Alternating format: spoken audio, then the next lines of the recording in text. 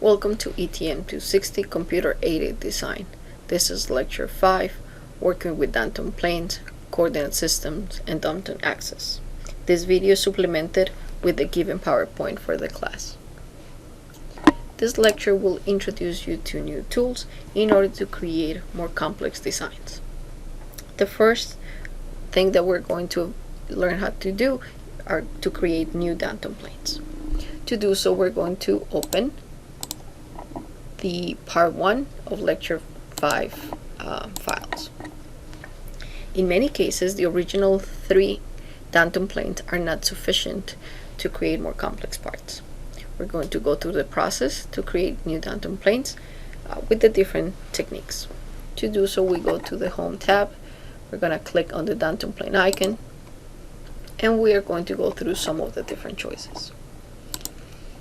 Notice that we're going to start with at a distance. At a distance means that you create a plane that is parallel to a surface or to a previous plane, and it has a distance in between.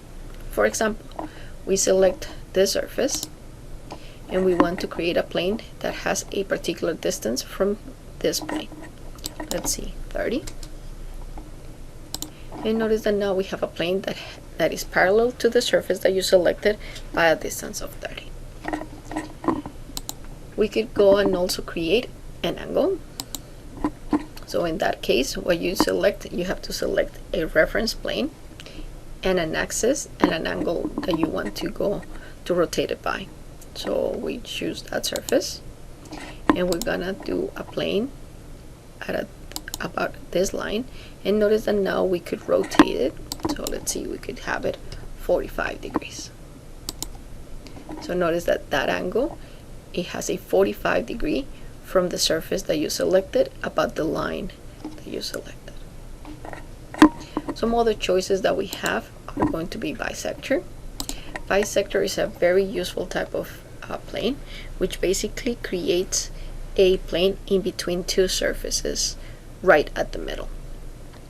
The advantage of it is if you change the distance between the two planes or the two surfaces, the plane always remains at the middle of those two surfaces. So we want to select between this plane and this plane, and notice that it's created right in the middle in between. Go to some other choices. We have a tangent. And before I do that, let me hide this Taunton planes so that it's not as busy. To hide them, notice that they are now in the Part Navigator. So I'm just gonna simply hide them. I'm gonna click on the menu over here. I'm gonna hide them and hide them over here. So now I can show you how to do the tangent, Taunton plane. So I'm gonna do tangent. So tangent, as we know, it's a plane that is going to touch one point in this curve, and we are going to make it so that it goes into a particular direction. So we're going to select the object is going to be about this point.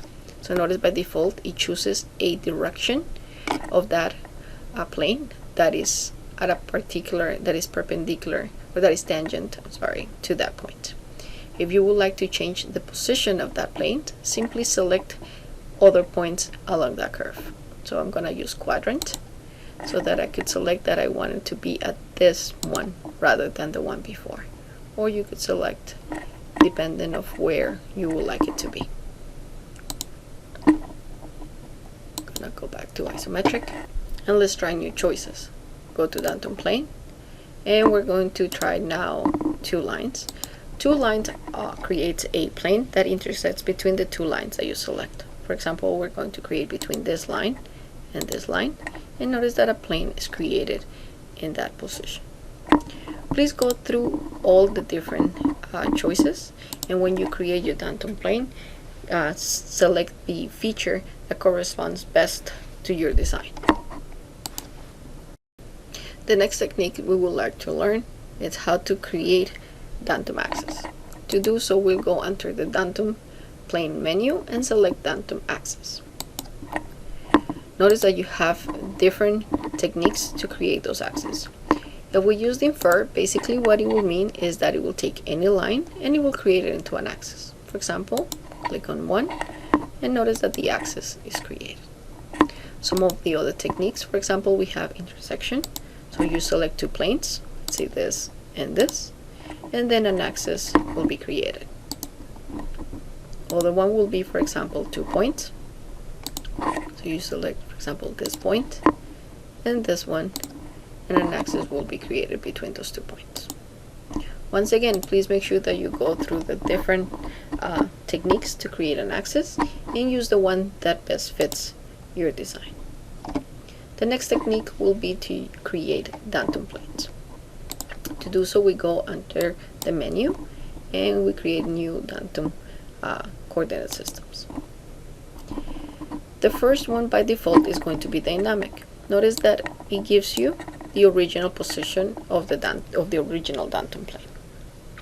To create Taunton planes, you could simply move them by using the different axes, going up and down, side to side, back and forth, and notice that it snaps based on the information that you have it set up. So mine is set up, notice that it goes 12, 13, so it goes by one by one.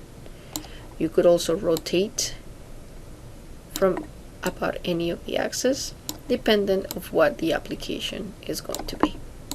Or you could also move it randomly. That's one way.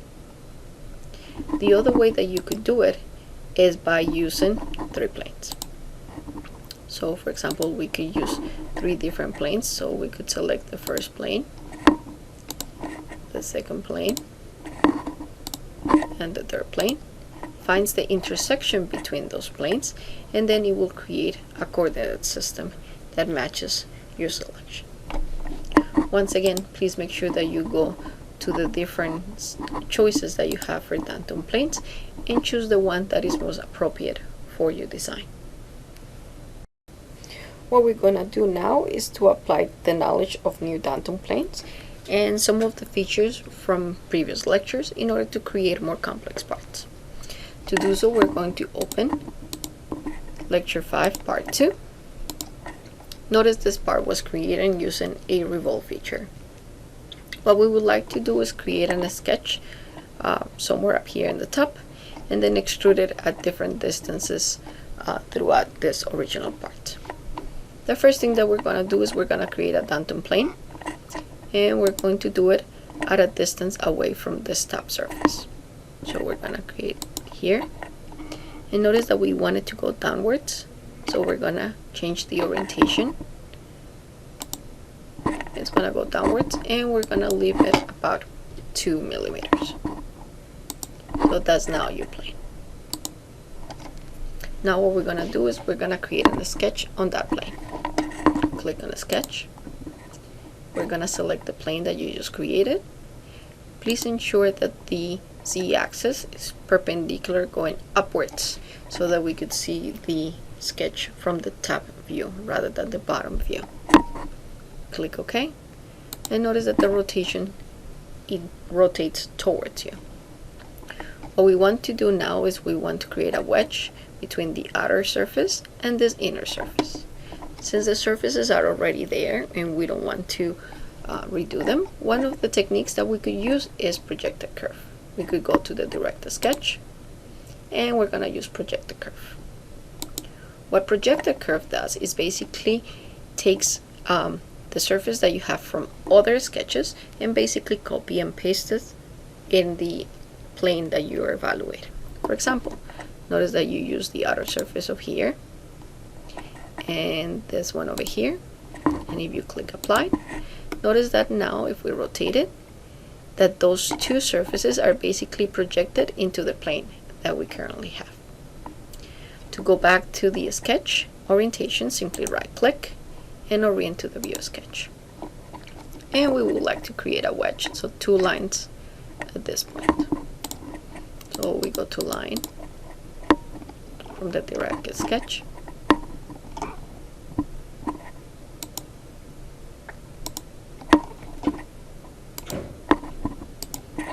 And we're going to create 1 line from a point here into here gonna see that it's tangent.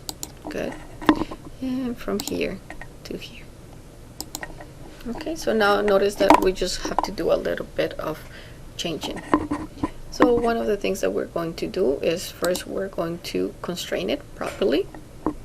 So we're going to do an angular dimension between this and this, and we're gonna create an angle of, let's see, 30 degrees. We're gonna do the same thing for this line that it has 30 degrees. Okay, and then now we're going to remove the parts that we don't want. So we're going to trim. So we don't want this section or this, and we want to just remain with the wedge. So we're going to get rid of this and this. And notice this is the wedge that we now are going to use to extrude. We're gonna finish the sketch, and notice that it shows us now the wedge that we would like to extrude. So now we're gonna do different type of extrusions. For the extrusion, we're going to select the region, so it's the wedge, and we have a couple of choices. As we had done before, we have the distance for the limits, and so notice that if we create it, let's just switch the direction so it goes downwards, I'm sorry.